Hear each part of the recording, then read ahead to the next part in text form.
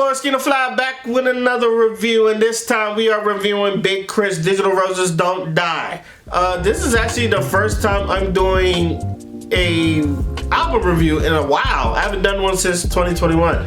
And what better way to start with Big K.R.I.T, rapper out of Mississippi, one of my favorite rappers that came out of that bomb ass 2011 freshman year. I think that still to this day, that is a dope ass freshman list from top to bottom. Big K.R.I.T, though underrated, I think a lot of people do respect him. To me, he has put out consistency, albums after album after album, and like he has his own sound, he has his own style.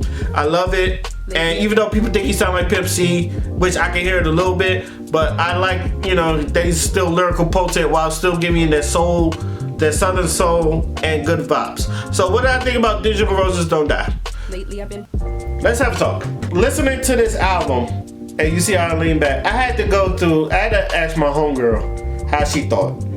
And I had she and I basically had the same, it's like, it's missing something. And that's basically what I think about. It's like, it's missing something. This is the first K.R.I.T album that I listened to where I wasn't wild or taken aback, or it's just like, damn, that shit fire. Like, yo, like none of that. I didn't get none of that from this album. Now, is that saying this album is bad? No, there's still songs on there that, you know, I feel like I could bop to, I could go back to. But I feel like this is a little bit more commercial. And then, one, it feels short, because I think most of the songs are like, it barely touched 3 minutes. And I know that's how like some songs are there, but it's just like, feel like something wasn't there. It's just like, every song I was hoping that I could get something out of it. He was going through this thing, Earth, Water, Fire, and Wind, and all that other stuff. He was going through that. The first thing I was thinking of is, wow, I've seen that concept before. And I was thinking, it's Q Lupe Fiasco. Just Q Lupe Fiasco. It's cool. Like, that's a cool concept. Do I feel like what he was going through with the sounds was going through what he matches? Yes and no. For like water, yes. For earth, no. Fire, no. Wind, maybe. I will say this about when Lupe Fiasco did that in Tetsuo on Youth, because he was like, you can play that forward and backwards, but each and every sound that he made, it was like for like autumn, summer, spring, and fall. The sounds sound different. To me, it's just like, it's the same shit trying to put it in 4 spaces, but you're giving me the same shit. I couldn't differentiate. Like, if you tell me to differentiate the four elements with the music, I couldn't do that with this. Without saying it's not a bad album. I think there are some bangers, like I said, I think there's some bangers on here that he have.